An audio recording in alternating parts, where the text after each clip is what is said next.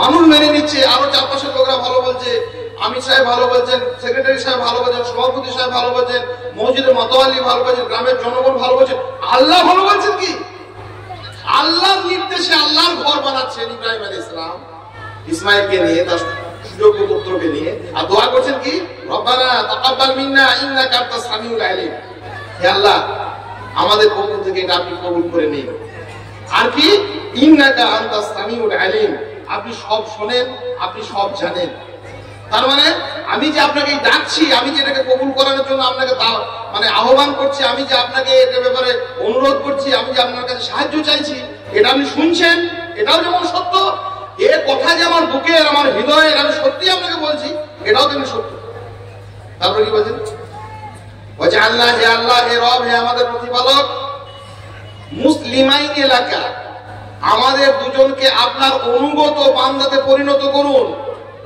ওয়ামিন যুররিয়াতিনা উম্মাতান মুসলিমাতান লাকা, আর আমাদের পরবর্তী বংশের মধ্যে, পরবর্তী বংশ তো পরের যারা প্রজন্ম আসবে, তাদের মধ্যে মুসলিম নামের একটা জাতি, তাদের একটা কম, তাদের একটা সংগঠন, তাদের একটা জনপদ তাদের মধ্যে গঠন করে দিন। ইব্রাহিম আলাইহিস সালামের কি ধারণা তিনি ব্যক্ত করছেন এটাই যে আমি যে আজকে বাইতুল্লাহ নির্মাণ করে গেলাম, আজকে যে বাইতুল্লাহ সংস্কার করলাম, আল্লাহর ঘর একটা এখানে নির্মাণ করছি, এই কাজটি আল্লাহ সুবহানাহু ওয়া তাআলার কাছে প্রথম কথা গ্রহণযোগ্য হতে হবে। আমরা দুজন যে করছি, আমাদের দুজনকে আল্লাহর অনুগত আত্মসমর্পিত বান্দা হতে হবে। তাই হলে এই ঘরটি যদি কায়েম হবে, তাও হবে না। আর তার জন্য পরবর্তী যুগের পরবর্তী প্রজন্মদেরকে একটা মিল্লাত, একটা কম, একটা জাতি হিসেবে তাদেরকে আত্মপ্রকাশ করতে হবে। তারা যদি বিনষ্ট হয়ে যায়, তারা যদি শেষ হয়ে যায়, তাহলে ঘরটাকে কায়েম করবে।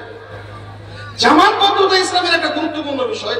ইব্রাহিম আলাইহিস সালাম আমাদেরকে করে গেছেন, মুহাম্মদ রাসূলুল্লাহ সাল্লাল্লাহু আলাইহি ওয়াসাল্লাম করে গেছেন, সর্বযুগে সর্বনবী রাসূল আমাদেরকে শিখিয়েছেন। সেটা হচ্ছে এই কোন কাজ আল্লাহ সুবহানাহু ওয়া তাআলার কাছে গ্রহণযোগ্যতার মানদণ্ডে উত্তীর্ণ করার জন্য এবং দুনিয়াতে অপরাপর মানুষের কাছে সেটাকে প্রতিষ্ঠিত রাখার জন্য আমাদেরকে একত্রিত হওয়া। আমরা তার সংজ্ঞা, আমরা তার সুকুমার বিষয়গুলিকে বিভিন্নভাবে উল্লেখ করেছি।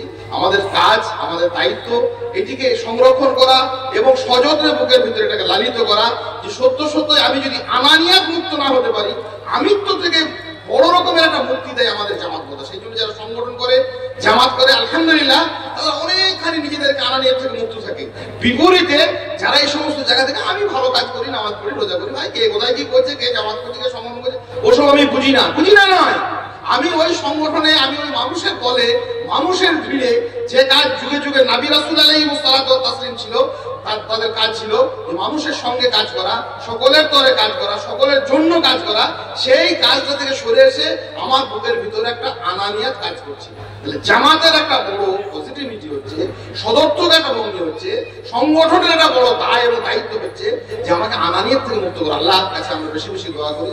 আমরা নানা রকমের আমিত্বে ভুগি, বিভিন্ন রকমের অর্থনৈতিক হোক, সামাজিক হোক, ক্ষমতার হোক, ইলমের হোক, জ্ঞানের হোক, আরো অন্যান্য কিছু হোক, সেই সমস্ত আনানিয়াতের মতো ভয়াবহ একটা ধারণা থেকে আল্লাহ আমাদেরকে অব্যাহতি দিন।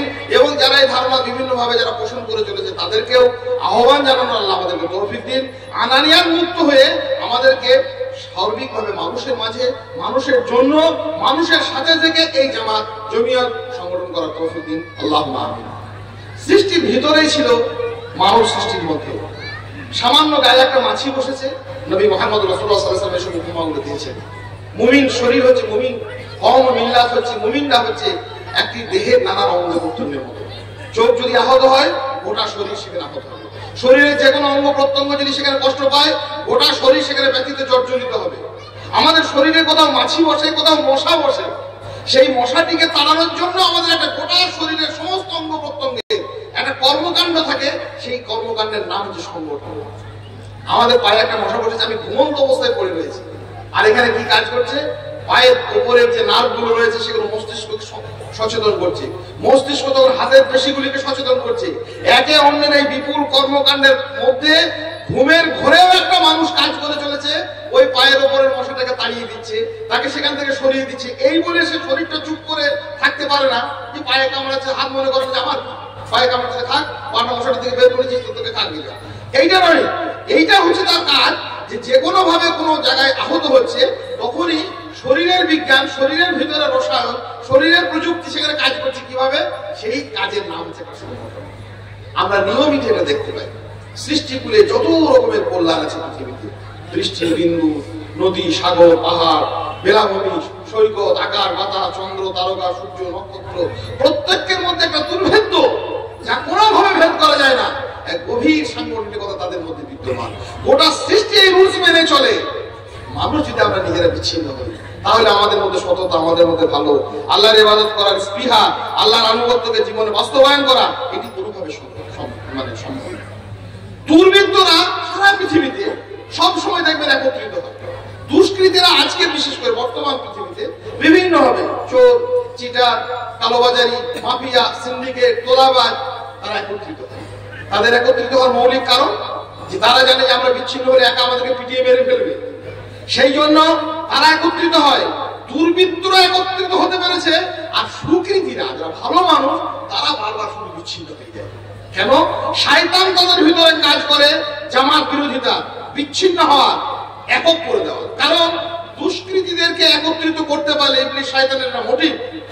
দুর্বৃত্তরা যদি একত্রিত হয়, চোররা যদি হয়, গুন্ডারা যদি হয়, মাফিরা হয়, চোরা চালান কারবারিরা হয়, বিদেশে বিভিন্ন রকম জিনিস পাচারকারীরা হয়, এই সমস্ত মাদক দ্রব্য পাচারকারীরা হয়, এরা যদি হিরোইন, গাঁজার যারা ব্যবসা করে তারা যদি